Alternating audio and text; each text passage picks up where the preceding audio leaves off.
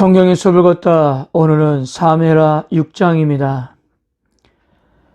다윗은 사울의 집안이 모두 기울어진 이후에 이스라엘의 통합왕이 되었고 전에 군사적 요새였던 예루살렘을 정복해서 자신의 이름을 따서 다윗의 성이라 이름하였습니다.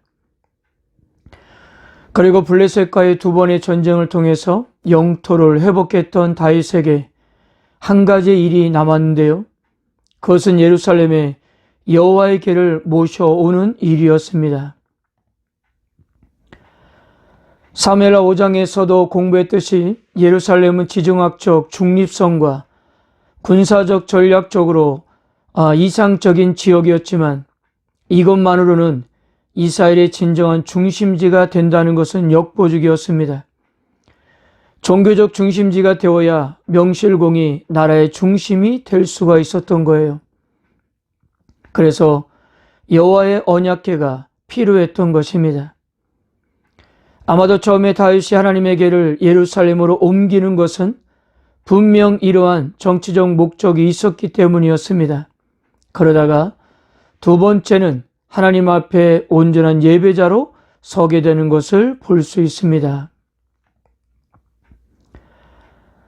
우리가 일반적으로 사무엘하 6장에서 다윗이 언약궤를 예루살렘에 옮기는 과정에서 떨어지는 언약궤를 만졌던 우사의 잘못을 많이 지적하기도 하는데요. 그런데 사무엘서 성경기자는 우사에 대한 관심을 그렇게 많이 기울이고 있지 않다는 것입니다. 분명 우사가 여호와의 궤를 만짐으로 죽은 것은 사실이지만 그 이야기를 기록하고 있는 성경 기자의 관점은 다른 것에 있어 보입니다. 3절부터 여호와의 궤가 아비나답의 집에서 출발하는 사항이 설명됩니다. 다윗과 그의 사람들은 이를 위해 새 수레를 준비했고 아비나답의 두 아들 우사와 야요로 하여금 그 궤에 근접 수행하도록 만들었습니다. 야요가 수레를 끌고 우사가 곁에서 궤를 따라가는 사항입니다. 그런데 히브리 원문을 보면 3절부터 7절까지의 문장들이 모두 모호하게 표현되어 있다는 것입니다. 무엇인가 명확하지 않고 불확실한 내용으로 처리가 되고 있다는 거예요. 예를 들어 이런 것입니다. 4절을 보세요.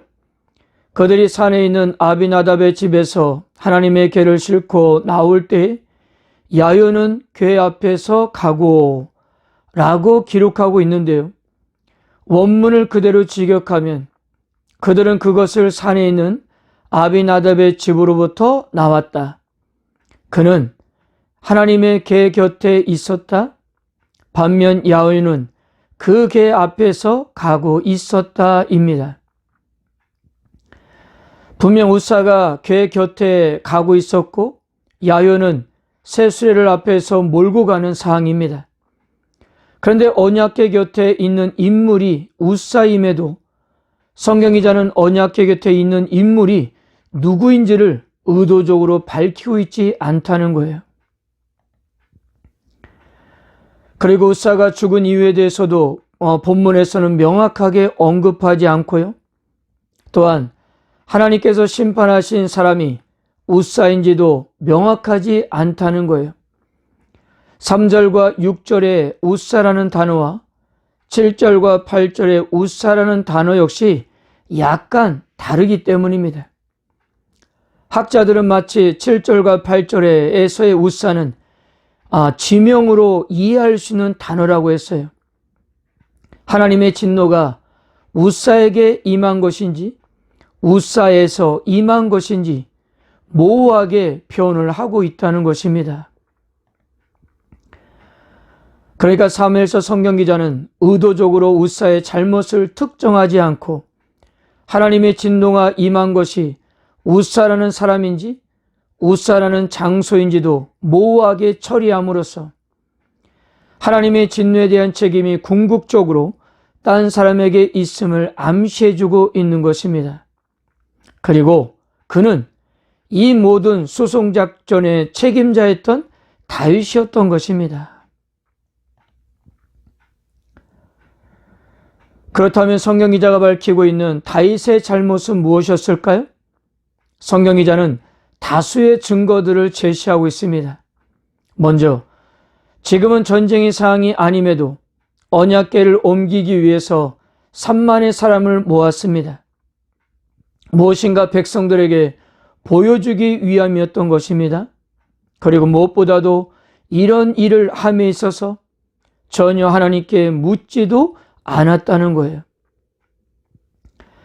다윗이 이런 상황에서 하나님께 묻지 않았던 것은 이 사건이 다윗의 정치적 목적에 있었음을 보여주고 있는 것입니다. 또한 율법에 따르면 언약궤는 레인들이 궤의 양쪽 고리에 끼워진 재들을 어깨에 메고 옮겨야 했습니다. 세수레에 옮기는 것은 당시 이방인들의 간심이었습니다. 간습이었어요. 이방인들은 새 축제와 같이 중요한 절기에 우상들을 화려한 수레에 실려 행진시키곤 했습니다. 그리고 이 방법은 블레셋에서 언약궤가 돌아왔을 때 블레셋 사람들이 사용했던 방식이었습니다. 그러니까 다윗이 이러한 방식을 사용했던 것은 모든 백성들에게 보여주기식의 큰 효과를 기대했기 때문이었어요. 그리고 성경 기자의 표현을 보세요. 3절과 4절입니다. 그들이 하나님의 궤를 새 수레에 싣고 산에 있는 아비나답의 집에서 나오는데 아비나답의 아들 우사와 야유가 그 새 수레를 모니라. 그들이 산에 있는 아비나답의 집에서 하나님의 궤를 싣고 나올 때에 야유는 궤 앞에서 가고, 여기서 나사라는 단어가 반복되고 있는데요.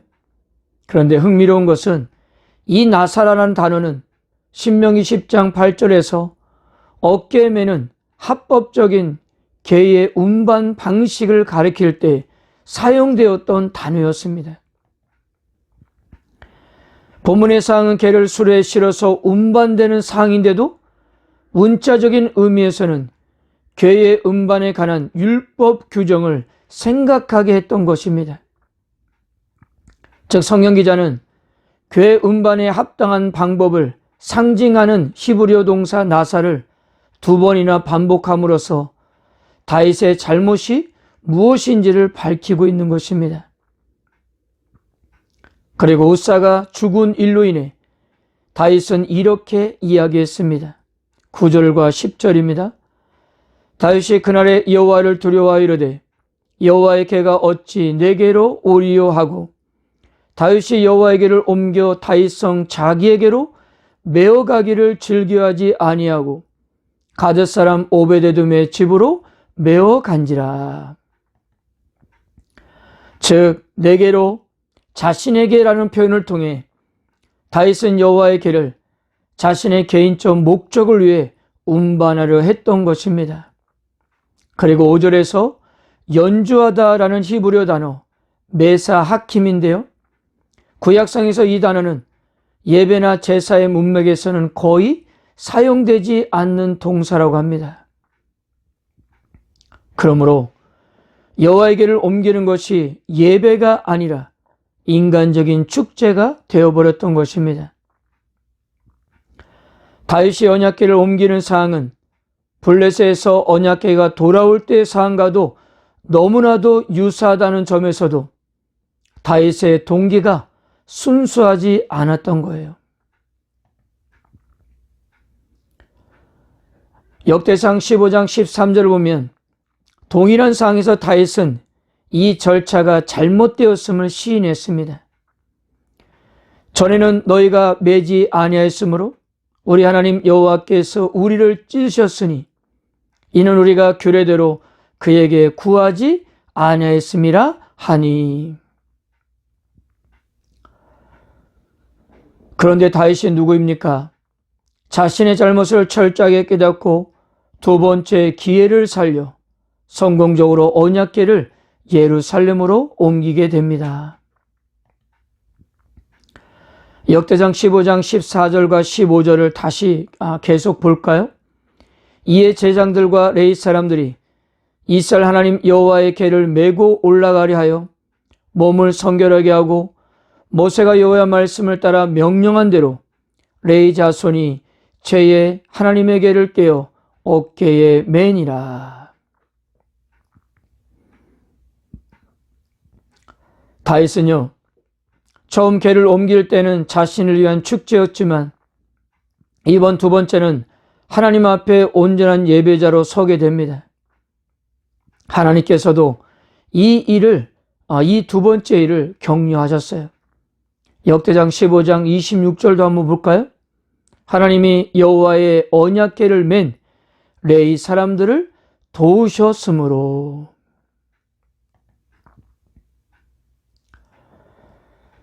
다윗이 이 일이 얼마나 기뻤던지 여인들처럼 하나님 앞에 춤을 추었습니다. 성경에서는 한 번도 남자들이 춤을 추었다라는 기록이 없어요. 이런 면에서 다윗이 바로 춤을 춘 유일한 남자였던 것입니다. 당시 춤은 여자들의 몫이었다고 하죠. 그러니까 다윗은 하나님 앞에 자신을 철저히 내려놓고 종의 모습으로 하나님을 맞이하고 있었던 것입니다. 이 일로 여호와 하나님도 다윗도 온 백성도 모두 만족하며 기뻐했어요. 다만 한 여인만 불편한 눈으로 바라볼 뿐이었습니다. 이 상을 요약하면 이렇습니다. 다윗은 궤를 옮기는 두 번째 시도에서 참된 왕 하나님의 종의 모습으로 자신을 낮추었습니다. 즉 자신이 온 이스라엘의 왕임에도 불구하고 하나님 앞에서는 한낱 종으로서 서 있었던 것입니다. 비록 자신은 왕이었지만 참된 왕이신 하나님 앞에 자신이 종임을 잊지 않았던 거예요.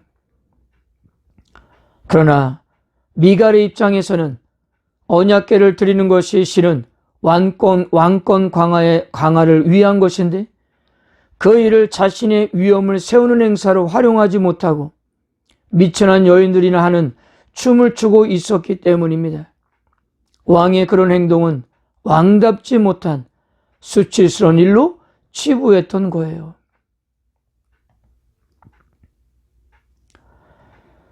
사랑하는 성도 여러분, 처음 다윗은 자신의 유익을 위해서 언약궤를 예루살렘으로 옮기려 했습니다. 그러나 하나님께서 기뻐하지 않는다는 사실을 깨닫고 철저하게 예배자로 하나님 앞에 섰습니다. 자신이 이스라엘의 최고의 왕이었음에도 하나님 앞에서는 철저히 종이 되어 자신을 낮추었습니다.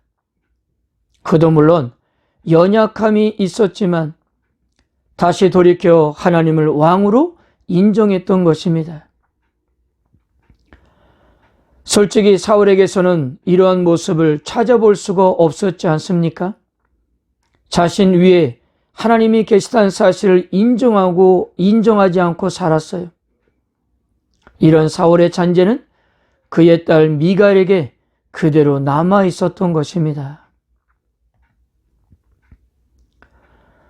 사랑하는 성도 여러분, 우리 역시 하나님 앞에 예배자로 서기 위해서는 하나님을 존중히 여기는 자세가 필요합니다. 하나님께서도 우리의 삶에서 우리가 얼마나 하나님을 존중히 섬기고 있는지를 보고 계실 것입니다. 하나님을 존중히 여기는 자세는 다른 것이 아니에요.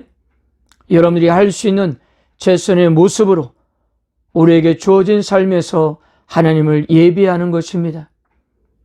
다윗처럼 하나님을 마음 중심에 모시는 일입니다.